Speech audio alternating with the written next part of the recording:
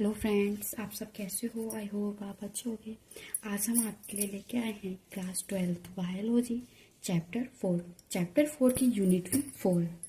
हम बात करेंगे आज जेनेटिक चैप्टर है हमारा 4 जेनेटिक वंशानुगत में आज हम जो वैज्ञानिकों ने नियमों को प्रतिपादित किया है हम उनके बारे में आपसे बात करेंगे। कौन कौन से नियम थे, किसके बारे में हम बात करते हैं। फर्स्ट, वंशानुगत के गुणशोधि सिद्धांत किस वैज्ञानिकों ने प्रतिपादित किए हैं, समझाइए। जैसे कि ये चैप्टर पूरा वंशानुगत पर आधारित है। अब बात करेंगे अपने क्वेश्चन पर। फ्रेंड्स, मैंने आपको जो भी चैप्टर 1, 2, 3 तीनों कंप्लीट कराए हैं वो मैंने क्वेश्चन वाइज कराए हैं ताकि आपको कोई दिक्कत ना हो कि क्वेश्चन कैसे आते हैं, किस टाइप के बनते हैं। अब हम बात करते हैं अपनी डेफिनेशन पे। मेंडल के समय में गुणसूत्र का ज्ञान नहीं था और ना ही केंद्रिका के विषय में जानकारी थी। वेवर तथा सदन नामक वैज्ञानिक ने वंशानुगत का गुणसूत्र सिद्धांत प्रतिपादित किया। इस सिद्धांत के अनुसार अब हम बात करते हैं अपने टू दी पॉइंट पर। पहला पॉइंट है हमारा, जैसे कि किसी एक जाति के सभी जीवों में गुणसूत्र की संख्या तथा उनके आकृति व उनकी संरचना एक समान होती है। मतलब जो उनकी संरचना व आकृति होती है वो एक समान होती है। अब हम दूसरे टॉप पॉइंट पे बात करेंगे, जैसे कि मनुष्य में प्रत्येक कोशिका में गुणसूत्र की संख्या 23 जोड़ी या 46 होती है। ये दूसरा पॉइंट है हमारा। अब हम थर्ड पॉइंट के बारे में बात करेंगे। जीवों में गुणसूत्र 2 प्रकार के होते हैं, जैसे कि कायिक गुणसूत्र ऑटोसोमल, लिंग गुणसूत्र सेक्स क्रोमोसोमल। ये 2 प्रकार के गुणसूत्र पाए जाते हैं। हाँ बेटा। अब हम बात करेंगे फोर्थ। अधिकांश जंतुओं में ऑटोसोमल एक समान होते हैं और लिंग गुणसूत्र अलग अलग होते हैं। मतलब जो कायिक गुणसूत्र होते हैं वो समान होते हैं और जो लिंग गुणसूत्र होते हैं वो अलग अलग होते हैं। नर में लिंग गुणसूत्र XY के रूप में होते हैं तथा स्त्री में XX के रूप में गुणसूत्र देखने को मिलते हैं। अब हम बात करते हैं 6 Y गुणसूत्र और X गुणसूत्र की संख्या छोटी होती है और इनमें जीन्स की संख्या भी कम होती है। 7 लैंगिक चरण के साथ नर युग्मक तथा मादा युग्मक अर्थात शुक्राणु तथा अंडाणु के संयोग से युग्मनज का निर्माण होता है। इस युग्मनज से भी जीव का विकास होता है।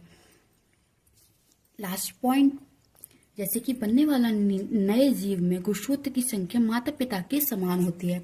मतलब जो हमारे इसमें गुणसूत्र की जो संख्या होती है वो इनके समान होती है। ये कुछ वैज्ञानिकों ने नियम प्रतिपादित किए हैं कि इनके द्वारा हमें गुणसूत्रों की संख्या के बारे में पता चल सकता है। अब हम बात करते हैं नेक्स्ट क्वेश्चन। फ्रेंड्स, मैं इसमें 2 क्वेश्चन ऐड कर देती हूँ क्योंकि ये शॉर्ट क्वेश्चन हो जाता है।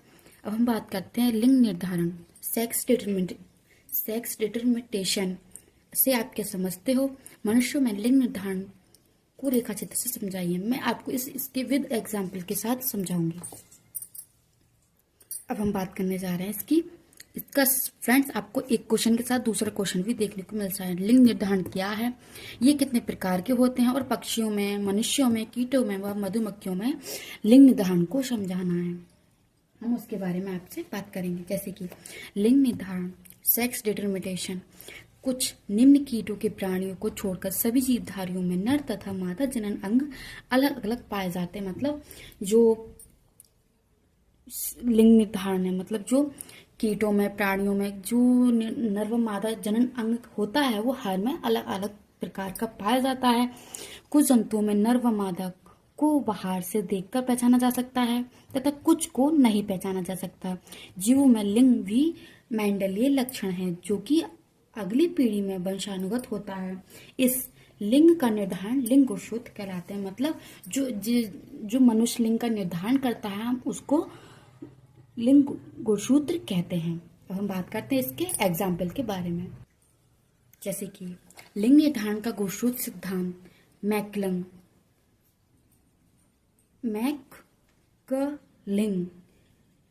नामक वैज्ञानिक ने 1902 में दिया था। जीवधारियों में निम्न दो प्रकार के गुणसूत्र पाए जाते हैं। कौन कौन से? जैसे कि ऑटोसोम्स एवं एलोसोम्स। कायिक गुणसूत्र एवं लिंग गुणसूत्र, ये दो प्रकार के देखने को मिलते हैं। अब हम बात करते हैं ऑटोसोम्स, कायिक गुणसूत्र।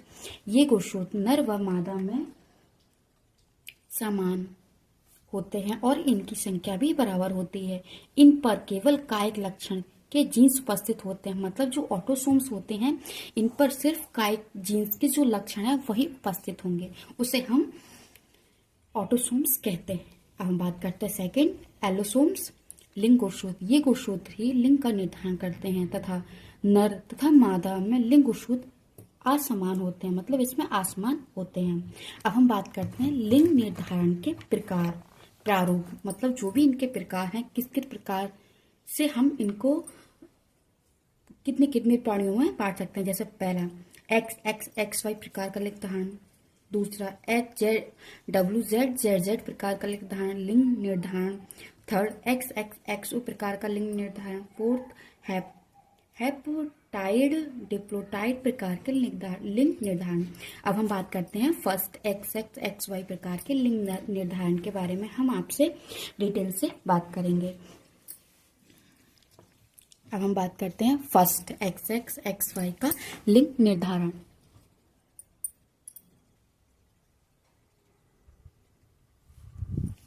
जैसे कि XY प्रकार के लिंग निर्धारण।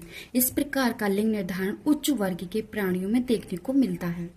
इसमें लिंग गुणसूत्रों का केवल एक जोड़ा भाग लेता है। इसमें नर के लिए लिंग गुणसूत्र का, जो नर का लिंग गुणसूत्र होता है XY के रूप में तथा मादा का XX के रूप में प्रदर्शित किया जाता है। मतलब जो गुणसूत्र होते हैं पुरुष के XY और मादा का XXY के रूप में हम इसको प्रदर्शित करेंगे। आपको फ्रेंड्स इतना समझ में आता है तो आप मुझे बताइए, अगर नहीं आता है तो मैं आपको दोबारा समझाती हूँ। वैसे इसमें समझने वाला ज़्यादा कुछ है नहीं है, इसमें ओनली ये बताया है कि पुरुषों के गुणसूत्र और स्त्रियों के गुणसूत्र में क्या क्या हम प्रदर्शित करते हैं। अब हम बात करते हैं मनुष्यों में लिंग निर्धारण। मनुष्यों में XX या XY प्रकार का लिंग निर्धारण पाया जाता है। जो मनुष्य की कायिक कोशिकाओं में गुणसूत्रों की संख्या 46 होती है तथा 23 जोड़ी होती है। इनमें से 22 जोड़ी गुणसूत्र ऑटोसोम्स कहलाते हैं, जबकि 23वां जोड़ी जो गुणसूत्र लिंग गुणसूत्र कहलाता है। मतलब जो 22 तो उनको हम गुणसूत्र कहेंगे और जो 23वां होता है उसे हम कायिक गुणसूत्र कहते हैं, ऑटोसोम्स।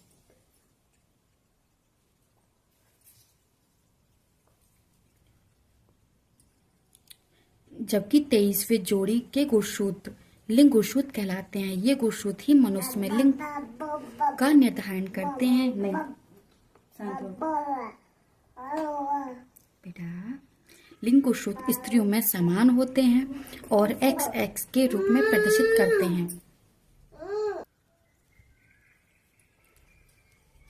जबकि पुरुषों में लिंग गुणसूत्र असमान होते हैं और इसमें XY द्वारा प्रदर्शित किए जाते हैं। नेक्स्ट पॉइंट, युग्मक निर्माण के दौरान शुक्राणुओं में गुणसूत्रों की संख्या 23 होती है, जिससे 22+X तथा 22+XY, ओनली Y, मतलब इसमें हमने X जोड़ा है, यहाँ पर हमने 22+Y जोड़ा है, के द्वारा हम प्रदर्शित करते हैं। इस प्रकार के स्त्री के अंडाणु में गुणसूत्रों की संख्या 22+X तथा 22+Y 22+X तथा 22+X होती है, क्योंकि स्त्रियों में जो संख्या होती है वो XX होती है ना, तो हमने 22 दूनी 44, ये दोनों संख्या आपको देखने को मिलती हैं।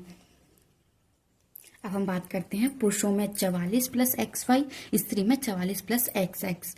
शुक्राणु एवं अंडाणु इन दोनों को हम रेखाओं द्वारा प्रदर्शित करेंगे, जैसे कि 22+X 22+X+Y 22+X 22+X को हमने इनको डिवाइड किया है।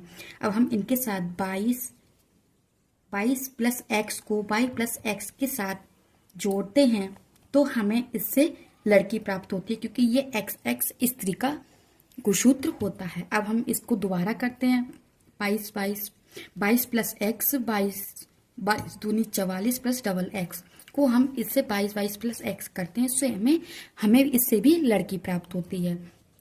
अब हम इससे करते हैं 22+22 वाई को हम 44 प्लस एक्स वाई करते हैं तो हमें इससे लड़का प्राप्त होता है। और 22 प्लस 22 को हम वाई प्लस एक्स वाई के साथ करते हैं तो 22 दूनी 44 प्लस एक्स और वाई दोनों को मिलाकर हम इनसे हमें लड़का प्राप्त होता है। मतलब इनसे हमें 2 लड़की और 2 लड़के प्राप्त होते हैं।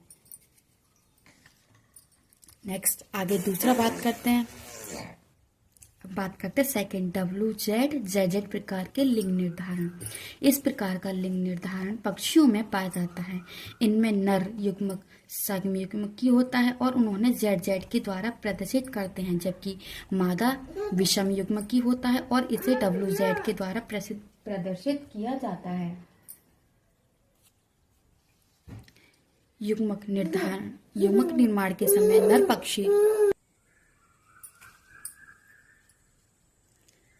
युग्मक निर्माण के समय नर पक्षी शरीर में बनने वाले शुक्राणुओं में ए प्लस जेड तथा ए प्लस जेड गुणसूत्र पाए जाते हैं, जबकि मादा पक्षी में बनने वाले गुणसूत्रों की संख्या ए प्लस डब्ल्यू तथा ए प्लस जेड होगी। अब हम इसके चार्ट के बारे में बात करेंगे, जैसे कि नर पक्षी तथा मादा पक्षी A plus Z Z A plus W Z, ये नर प्लस मादा दोनों को हमने इस प्रकार भागों बांट लिया है। ए प्लस जेड ए इनको हम मादा पक्षी ए के और ए डब्ल्यू, इसमें डब्ल्यू आ गया है तो हमें मादा पक्षी प्राप्त होगा। अब हम इससे ए प्लस जेड ए और जेड जेड हमें प्राप्त होता है तो इससे हमें नर पक्षी प्राप्त होता है। ए और ए डब्ल्यू जेड से मादा पक्षी और ए और जेड जेड से हमें नर पक्षी प्राप्त होता है। फ्रेंड्स, अगर आपको ऐसे समझ में नहीं आता है तो आप यूट्यूब करके आप अच्छे से जानकारी ले सकते हैं। अब हम बात करते हैं थर्ड पॉइंट। थर्ड है कबूतर में लिंग निर्धारण। कबूतर में जेड जेड तथा जेड डब्ल्यू प्रकार का लिंग निर्धारण पाया जाता है। संख्या 80 या 40 जोड़ी होती है। गुणसूत्र की जो संख्या होती है कबूतरों में 80 या 40 जोड़ी देखने को मिलती है, जबकि इनके शुक्राणु तथा अंडाणुओं में गुणसूत्रों की संख्या 40-40 रह जाती है, मतलब आधी रह जाती है। अब हम इसके चार्ट के बारे में बात करेंगे, जैसे कि नर कबूतर और मादा कबूतर 78 plus Z Z 78 plus W Z 49 इसमें जेड जेड प्रकार के दिए गए। 78 मतलब दूनी करके 78 जेड और डब्ल्यू के साथ कराते हैं तो मादा कबूतर प्राप्त होता है हमें। और 78 49 इनको हम जेड के साथ कराते हैं तो नर कबूतर प्राप्त होता है। जैसे ही 49 78 हो गए पूरे और हमने जेड और डब्ल्यू के साथ कराया तो मादा कबूतर और जेड के साथ कराते हैं तो नर कबूतर। फ्रेंड्स, आपको इनके गुणसूत्रों की जो संख्या है वो देख लेने चाहिए और हमने इनको मतलब ABCD में जो जिस प्रकार से बांटा है उनके हिसाब से आपको जानकारी देनी चाहिए।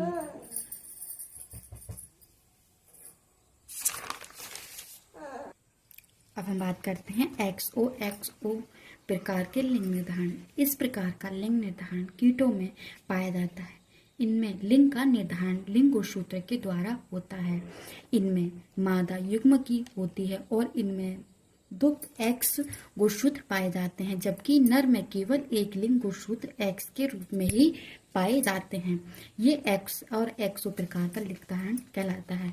टिड्डा डबल X और XO का निर्धारण जो किया जाता है वो टिड्डे नामक कीट में XO प्रकार के निर्धारण में पाया जाता है। मादा टिड्डे में गुणसूत्र की संख्या 24 होती है, जिसमें से 22 गुणसूत्र ऑटोसोम्स कहलाते हैं और शेष 2 गुणसूत्र लिंग गुणसूत्र होते हैं।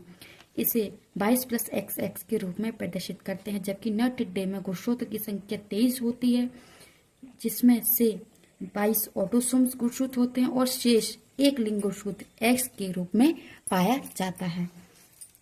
इस प्रकार नर टिड्डे में गुणसूत्र की संख्या 22 प्लस XO के द्वारा प्रदर्शित करते हैं। अब हम बात करते हैं मादा टिड्डे और नर टिड्डे के ग्राफ के बारे में। इनको हमने 22 प्लस XY के बारे में बांटा है, दोनों को 11 प्लस X और नर टिड्डे में 11 प्लस X और 11 प्लस O के में डिवाइड किया है। जैसे कि 11 दूनी 22 X प्लस X मादा टिड्डा, 11 दूनी 22, x और x o के साथ किया है तो नर टिड्डा। 11 दूनी 22, x प्लस x मादा टिड्डा, और 11 दूनी 22 प्लस x और x o से हमें नर टिड्डा प्राप्त होता है। ये हमारे कीटों का लिंग निर्धारण देखने को मिलता है। अब हम बात करते हैं 4, आगुणित द्विगुणित प्रकार के लिंग निर्धारण। ये द्विगुणित प्रकार के होते हैं। इस प्रकार का लिंग निर्धारण मधुमक्खियों तथा भर बोलते जो मधुमक्खी काटने वाली होते तथा चींटियों में देखने को मिलता है। इनमें मादा द्विगुणित तथा नर युग्म आगुणित होता है। मधुमक्खियों में लिंग निर्धारण, मधुमक्खियों में आगुणित द्विगुणित प्रकार का लिंग निर्धारण पाया जाता है। मतलब जो लिंग निर्धारण होता है वो 2 प्रकार का पाया जाता है। मधुमक्खियों की कॉलोनी में 3 प्रकार के जीव में पाए जाते हैं, जैसे रानी नर मधुमक्खी, मतलब एक रानी मधुमक्खी होती है, एक श्रमिक मधुमक्खी होती है, एक नर मधुमक्खी होती है। हम उनके बारे में आपसे बात करेंगे। जैसे कि रानी मधुमक्खी द्विगुणित होती है और इसमें गुणसूत्रों की संख्या 32 होती है, जबकि नर मधुमक्खियों में गुणसूत्र की संख्या 16 होती है और ये अनिषेचित अंडे से विकसित होते हैं। मतलब निषेचित नहीं, ओनली अनिषेचित अंडों से विकसित होते हैं। जबकि श्रमिक मधुमक्खियों में गुणसूत्र की संख्या 32 होती है, परंतु इनमें जनन अंग नहीं पाया जाता और बच्चे जो भी होते हैं वो अनिषेचित अंडों से विकसित होते हैं। जैसे कि इसके चार्ट के बारे में हम बात करते हैं। मादा मधुमक्खी रानी 32 गुणसूत्र होते हैं और नर मधुमक्खी ड्रोन जो 16 गुणसूत्र में देखने को मिलते हैं।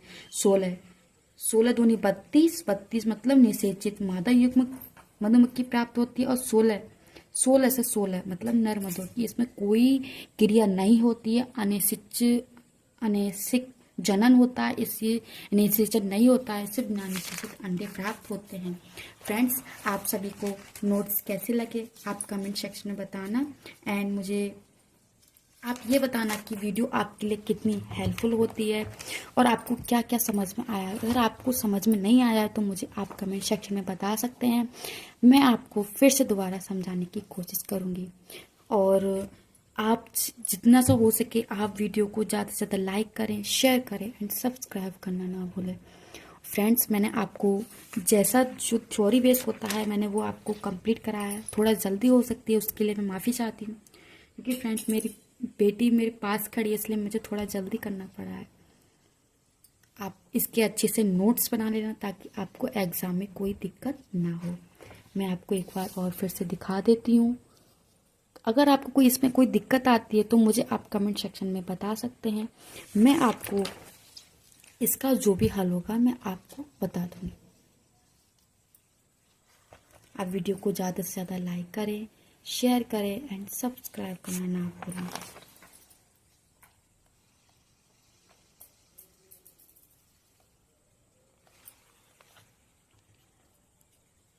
Thank you.